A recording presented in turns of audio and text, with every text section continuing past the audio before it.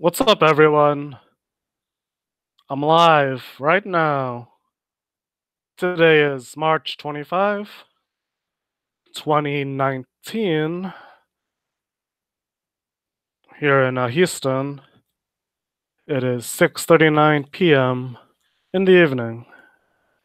So, tonight's topic is 5 things you can do to maintain a healthy romantic relationship while working in the hospitality industry. So, I picked this topic because it hits close to home for me and a lot of people I know, a lot of my colleagues, friends, acquaintances, etc. So if you guys don't know, people that, work in hotels, restaurants, cruise ships, yeah,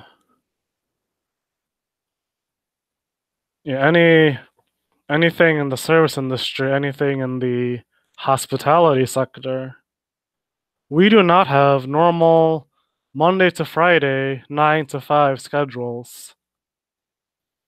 Our schedules are, for the most part, for maybe about 99% of us, it's not like that for us. That's just how it is. Um, for example, like, let's say if you don't work in hospitality, you work, I don't know, you're an accountant somewhere, you work in a cubicle. So your weekend starts Friday afternoon and Sunday night. So on the weekend, Friday, Saturday, Sunday, you probably want to go out to eat, like to Applebee's or Chili's, whatever. When you go to dine and experience those places, there's people working there, right? You don't go there and there's no one there. Hopefully, you go there, there's a bunch of people working there, servers, cooks, hosts, bartenders, etc. So, yeah, us in hospitality, you know, we're in our own world. That's kind of opposite of the rest of society. So, anyways, let's get to the meat of the topic. So, what are the 5 things you can do to maintain a healthy romantic relationship while working in this industry? All right, so before I dive in, I'm going to define romantic relationship first. So, these steps are, these are general steps, general tips. So this applies to, of course, whether you're married, engaged, you're in a long-term committed relationship. That's what I'm talking about. That's what I mean when I say healthy romantic relationship. So essentially those 3 things: boyfriend, girlfriend, fiancés, husband, wife. So all right. I've ranted long enough. So let's get to number 1. Number 1, make sure your significant other, also known as SO, make sure they understand the nature of your work. So what does that mean exactly? Well, I don't know. Let's say you're a bartender. Let's say you're a bartender at a hotel, for example. Just telling your boyfriend, girlfriend, your SO, significant other, just telling them simply, "Oh, I work at a bar on the weekends." Yeah, you do, but I mean, you gotta go deeper into it. Because let's say your significant other, they wanna go to some type of social function on a Friday night. Let's say they come to you Thursday morning. They're like, "Hey, I want to go to my friend's birthday party tomorrow night, Friday night at 8 o'clock p.m. somewhere." They tell you this the day before, so you gotta explain to your SO that you need to work Friday night because that's a busy night. That's how you make all your tips. That's how you make your money. That's how you pay your bills is working the busy nights. Friday, Saturday night, that's prime time. You got a lot of traffic, a lot of business. You got to be there to of course, work for your employer, and also you got to work for yourself too. You got bills to pay, right?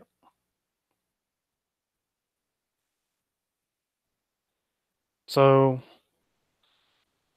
you got to explain to your SO that you know just having 1 day advance notice of this party is not enough notice. Like you were scheduled to work that Friday night like a week ago. And you can't just, call off and not come to work. I mean, you can, but there will be there will be severe consequences if you do call off. It could possibly jeopardize your employment. You can possibly lose your job or become one step closer to losing your job. And also, if you just call off, abruptly the day before, the day of, on a busy Friday night, you're letting down the rest of the team at the hotel. Now someone's got to cover for you. Now someone that could have been off, they have to come in and work, or even if there was, another bartender working, now they're going to be swamped at work because they're the only ones there, and they got a million people at the bar, and it's just them. So that's just how it is. So if you're a bartender, you gotta explain to your SO really early on in the relationship that weekends is prime time. You gotta be there. Like you working Friday, Saturday night from I don't know 6 p.m. to 2, 3 in the morning. Those hours and days are just as critical as a cubicle worker working Tuesday from 8 a.m. to I don't know 4 or 5 in the afternoon. Like that's the equivalent. So early on, you just gotta explain that that's just the nature of the industry you work in. I'm a hotel bartender. I just gotta be there every Friday, Saturday night. I gotta be there because that's where the business is. That's how I make my money. That's how the business makes their money. And I got a lot of people relying on me. You got the patrons, your coworkers, your managers. Everyone is everyone's tied into that, and you're a key player in that. And you gotta show up. All right, number two, be flexible with finding mutual time. So as we discussed before, a lot of hospitality workers, you know, they they're working when everyone else is off. You know what I mean? So you just gotta find a time where, okay, let's say, one person in that relationship, they work Monday to Friday, 9 to 5, off Friday, Saturday. And you got let's say a restaurant server, they're working, let's say they work Tuesday, through Friday in the evenings. Let's say they work from 3 p.m. to 11 p.m. Sorry, Tuesday through Saturday, my bad. That's 5 days. I can't count. Let's say a restaurant server, they work 3 to 11 p.m. Tuesday night through Saturday night, and they are off Sunday and Monday. So, that being said,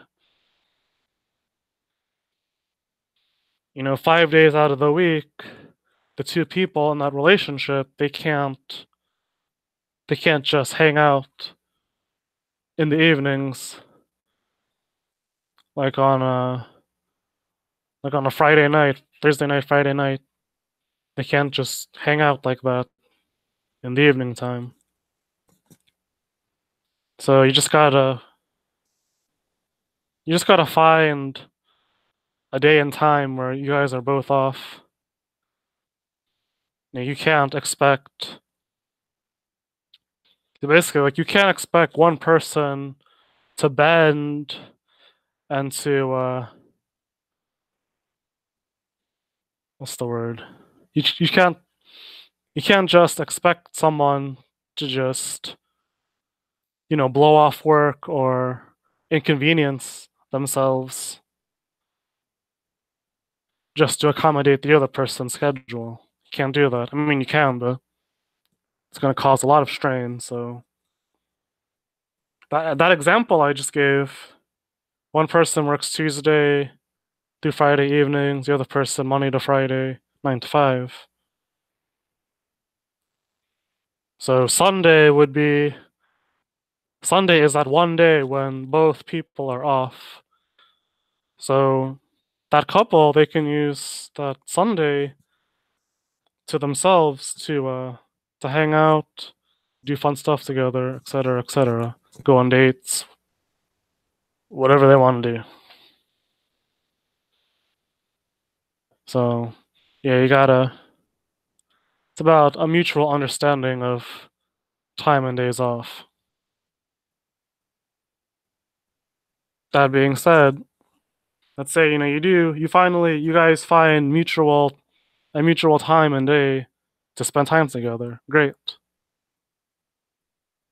But don't be bummed out if it's only one day out of the week. Don't be bummed out that, oh, I want a whole weekend together. That brings up my next point. You gotta focus on quality, not quantity. I'll say it again. Quality, not quantity. Alright, so let's go deeper into that. Let's say you and your SO got only one day off in common. Instead of complaining, instead of, being upset or feeling a type of way that you don't get a whole weekend together, you only get one day together, instead of looking at it like that, just focus and be grateful that you do get that whole one day, and you gotta capitalize on it and make the most of it. Just be grateful that both of you guys are you're working full time in whatever position you have.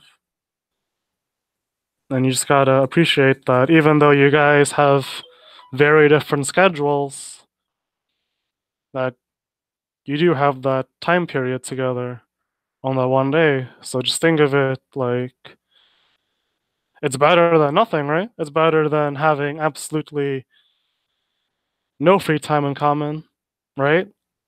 So whatever common free days you guys get, just be grateful and make the most of it, you know.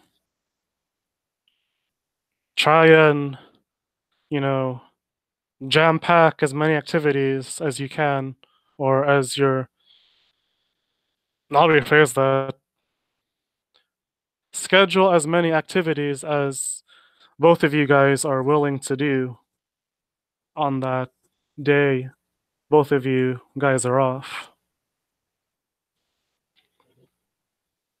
All right. Number 3, make sure children are taken care of. Of course, this only applies if you have children. If you do not have children, then this does not apply to you, obviously. Okay, so what do I mean by that exactly? All right. Let's say, you and your SO, you guys have kids together, right? So, of course, as parents, it is your duty and obligation to care for those children, right?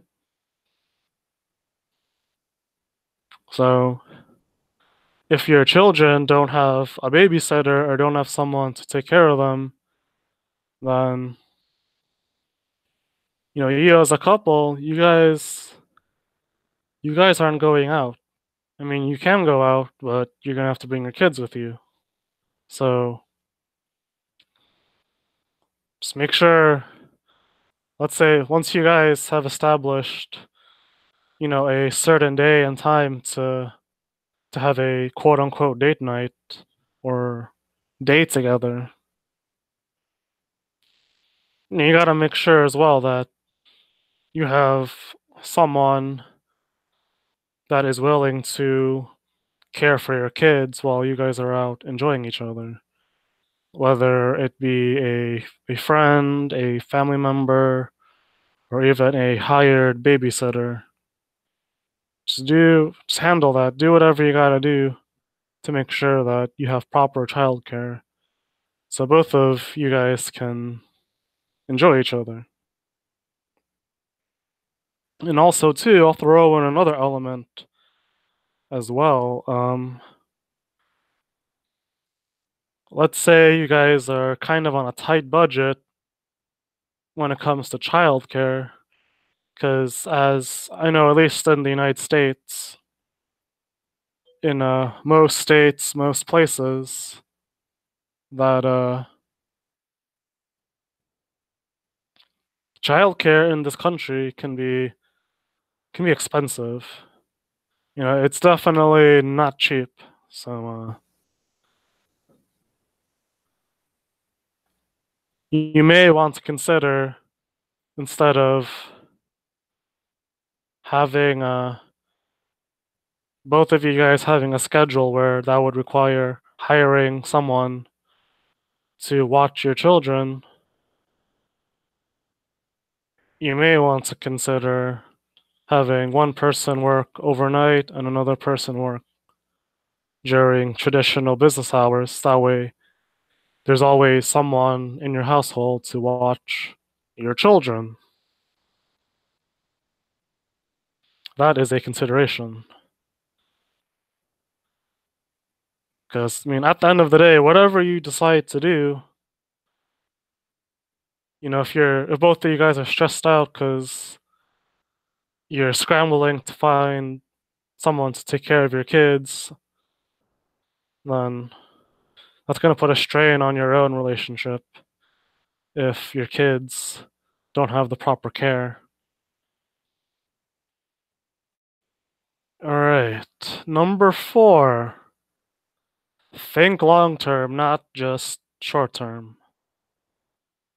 All right. So, what do I mean by that exactly? Let's say, one of you guys in the relationship, they work long hours. Let's say they're oh no, let me think. Let's say they're like a chef and maybe they work 6 days a week, 12 hours a day. So obviously that's a huge, huge time commitment. And it can be very draining on that person. And then, the SO,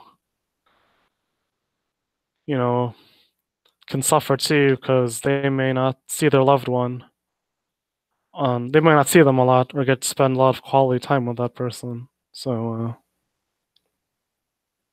let's say, that job lifestyle of being a chef is putting a strain on the relationship, not just like a short term thing, not a short term strain, but like it's threatening the existence of the relationship.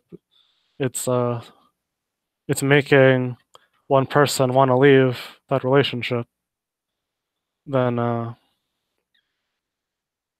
it's probably a good idea to think of a plan where either that person working a ton of hours can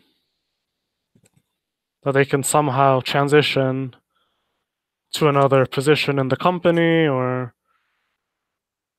possibly even work in a different industry.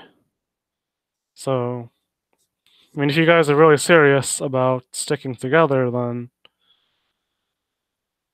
you got to think long term.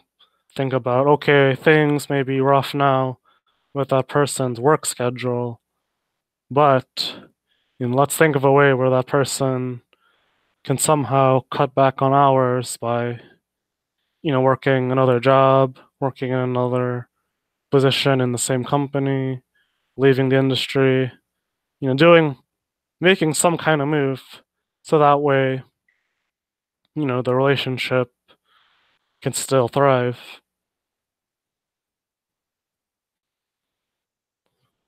All right.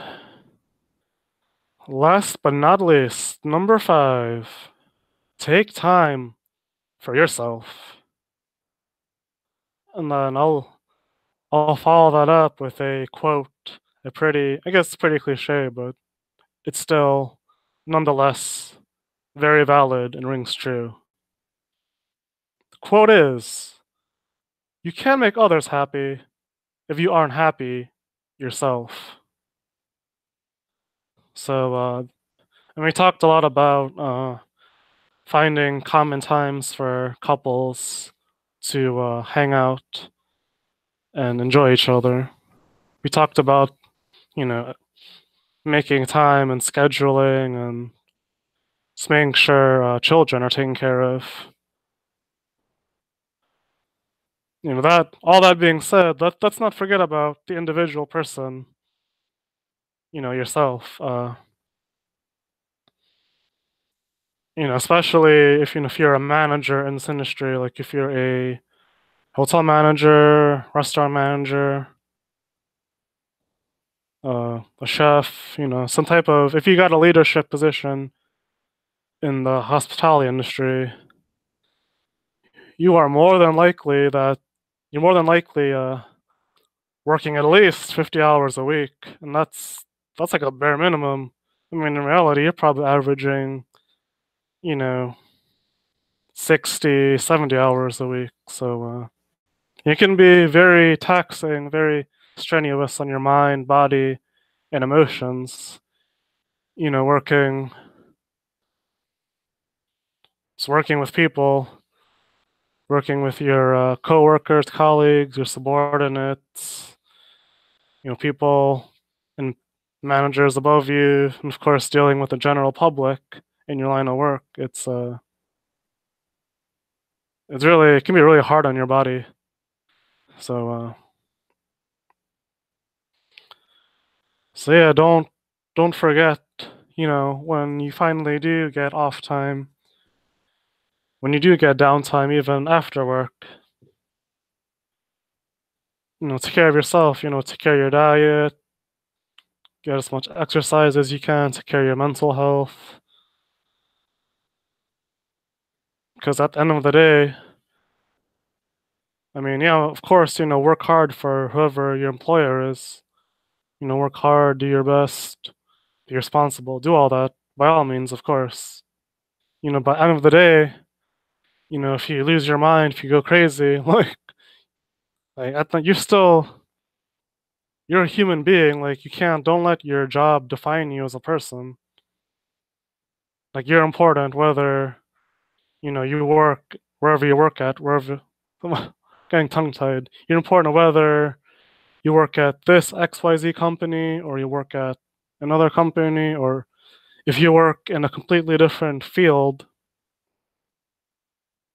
all you got is you at the end of the day, and it's never worth losing yourself, over work, over your job, over your career. You don't want to. I mean, God forbid, you don't want to like kill yourself. So, so yeah, I mean, you only get. I mean, you got to look at the big picture. You only get this one lifetime. Like, you don't get any do-overs. You don't get to be reincarnated. So, do whatever you gotta do to take care of all aspects of your health. See the doctor, see psychiatrist, get counseling, get rest, get sleep. Do a hobby you really enjoy. Because it's important to be a whole person. You know what I mean? I know, especially in the hospitality industry, we get so caught up in work. 'Cause that's just how it is. It can be very demanding. There's a ton of surprises, and you got to be able to just roll with it. But yeah, just think of it like this. Like, I mean, let's say you're a hospitality manager, you're making pretty good money, which is awesome. But the money is like what good is that all the money you're making, if you end up, hurting yourself or ending your own life because of work overwhelms you, and then you're dead. So I mean, you're dead at like, I don't know, you're dead in your 30s or 40s. So money's not going to do you any good if you're not alive. So just don't do whatever you gotta do. I mean, I'm not a life coach, I'm not a psychiatrist, but do whatever you gotta do. Even if it means that you have to cut back on your hours or find a new job or a new line of work in a new industry. Like, do whatever you gotta do. 'Cause you only get this one life. So yeah, I'll end that there. I think I got my point across, but thank you for listening. We'll see you next time, and oh yeah, I should have started my video with this. If you're watching this, if you haven't subscribed yet, click subscribe and press the bell as well, because the bell will give you notifications right to your phone, right on your home screen on your phone, whenever I go live or whenever I upload a new video. You'll get that notification straight to the home screen of your phone. So again, subscribe, hit that bell, press like, share, and excuse me. We'll talk to you guys soon, and always feel free to email me with any questions. Peace.